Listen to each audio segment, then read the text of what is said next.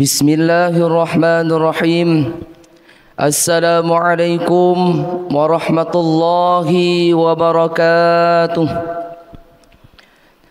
Bersyukur kita kepada Allah Subhanahu wa taala, sampai saat ini kita diberi oleh Allah Subhanahu wa taala, dititipkan dalam tubuh kita ini iman dan takwa, sehat dan kesempatan. Bagaimana cara kita mensyukuri nikmat ini? Dengan mengucapkan alhamdulillahirabbil alamin. Bersalawat kepada baginda Nabi Muhammad sallallahu alaihi wasallam. Kita tidak akan kenal kepada Allah Subhanahu wa taala, tidak akan tahu bagaimana cara beribadah kepada Allah Subhanahu wa taala. Ini berkat baginda Nabi Muhammad sallallahu alaihi wasallam. Allahumma salli ala sayidina Muhammad wa ala ali sayidina Muhammad wa barik wa sallim. Jamaah Masjid Raya Istiqamah yang dimuliakan Allah Subhanahu wa taala. Allah Subhanahu wa taala berfirman dalam Al-Qur'an, "Wallahu akhrajakum min butu ummahatikum la ta'lamuna syai'a." Allah Subhanahu wa taala menciptakan kita semua ini, dititipkan dalam tempat yang mulia yang bernama rahim, yaitu bertempat dalam perut ibu kita. Maka apa yang diberikan Allah Subhanahu wa taala ketika kita keluar dari perut ibu kita itu, la ta'lamuna syai'a, tidak akan tahu sesuatu apapun kecuali Allah yang memberitahu kepada kita. Bagaimana cara kita tidak mengetahui satu sama lainnya? Tidak tahu siapa yang menciptakan kita, tidak tahu siapa orang tua kita, tidak tahu siapa keluarga kita. Apa kata Allah? Maka Allah ciptakan dalam tubuh kita ini innas sam'a, pendengaran, wal absar, penglihatan, wal afidah, hati nurani kita. Apa tujuan Allah memberikan kita pendengaran, penglihatan, hati dan pikiran kita ini? La'allakum tashkurun, untuk kita bersyukur kepada Allah Subhanahu wa taala. Maka bagaimana cara mensyukurkan semua anggota tubuh kita ini? Karena bahwasanya Allah Subhanahu wa taala memberikan semua fasilitas tubuh kita ini. Untuk apa kita mensyukurinya? Sedangkan bagaimana kegunaannya saja, tempatnya kita sudah bersyukur kepada Allah Subhanahu wa taala. Allah ciptakan kita telinga kanan dan kiri ini. Untung Allah tidak ciptakan telinga kita di kaki, di tangan, di punggung, tetapi Allah ciptakan di kepala kita. Untuk apa? Untuk bisa mendengar dengan baik, menciptakan mata untuk melihat yang baik, menciptakan hati untuk mengaplikasikan semua anggota tubuh kita, sehingga kita taat bersyukur kepada Allah Subhanahu wa taala. Maka Allah Subhanahu wa taala berfirman dalam Al-Qur'an, dalam surah Al-Anbiya ayat yang ke-35, "Wa nabluwakum bisyarri wal khairi fitnah." Al-ayah. Apa kata Allah? Kami uji semua manusia, yang kecil, yang tua, yang muda, semua diuji oleh Allah Subhanahu wa taala. Apa bentuk ujian ini? Banyak orang yang beranggapan ujian itu adalah sakit. Banyak orang yang menganggapkan ujian itu adalah keburukan. Apa kata Allah? Bisyarri wal khairi fitnah. Ujian itu ada berupa keburukan, ada juga berupa kebaikan. Apa bentuk ujian yang kebaikan yang diuji? Seperti Nabi Yusuf alaihi salam, diciptakan Allah rupa yang ganteng, yang tampan itu. Apa yang terjadi ketika masa hidupnya? Diuji oleh Allah dengan wajah yang tampan itu.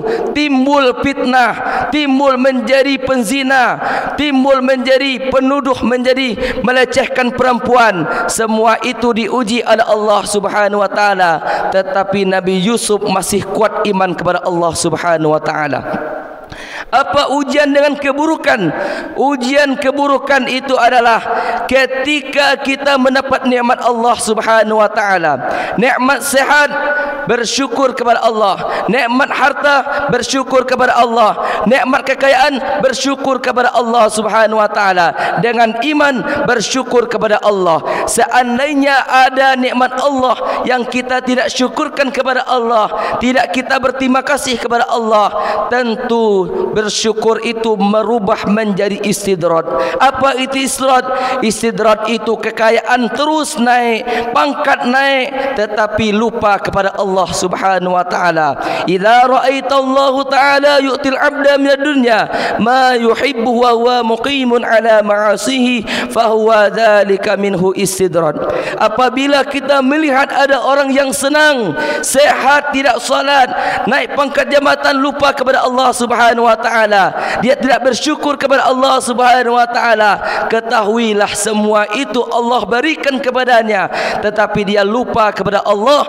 Istidrat berupa nikmat jebakan dari Allah Subhanahu wa taala, sehingga dia tidak sanggup mengendalikan tubuhnya.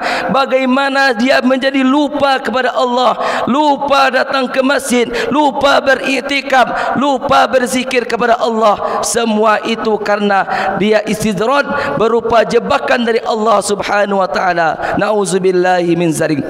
Apabila kita bersyukur kepada Allah, la in syakartum la azidannakum wa la in kafartum inna adzabi lasyadid. Barang siapa yang mensyukuri nikmat Allah Subhanahu wa taala, maka Allah akan tambah nikmat itu menjadi berkah, bermanfaat dalam kehidupannya. Barang siapa yang mengkuburi nikmat Allah Subhanahu wa taala, maka Allah memberikan azab yang pedih kepadanya, karena dia tidak mensyukuri nikmat Allah, menjadikan hatinya menjadi sempit. Wa man a'rada an dzikri fa innahu ma'isyatan danka wa nahsyuruhu yaumal qiyamati a'ma. Orang yang lupa kepada Allah, orang yang lalai dengan perintah Allah, orang yang tidak mau ingat berzikir kepada Allah Subhanahu wa taala, fa innahu ma'isyatan danka, hati menjadi sempit, pikiran menjadi sempit, ibadah menjadi susah dan payah, kaki melangkah terasa berat, tidak asam urat, tidak sakit, dia sehat tetapi berat melakukan ibadah, karena inilah dia lupa berzikir kepada Allah Subhanahu wa taala. Wa nahsyuruhum yaumal qiyamati a'ma.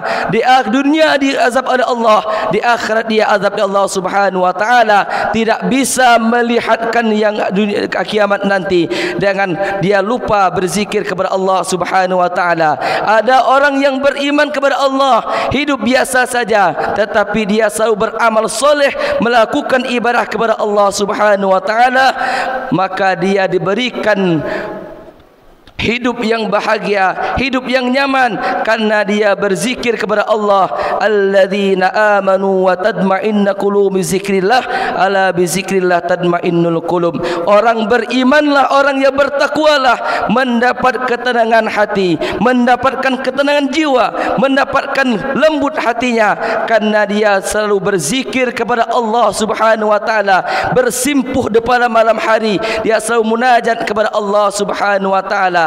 Apa dia katakan dalam tengah malam?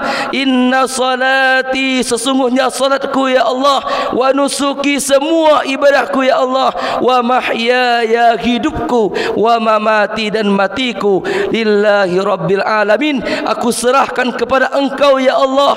Salatku karena ridha Engkau, semua ibadahku karena ridha Engkau, hidupku karena ridha Engkau, bahkan matiku aku beriman bertakwa kepada Engkau ya Allah, mengucapkan kalimat tauhid la ilaha illallah Muhammadur Rasulullah. Maka orang-orang inilah selalu memberserahkan semua kehidupannya di dunia ini kepada Allah.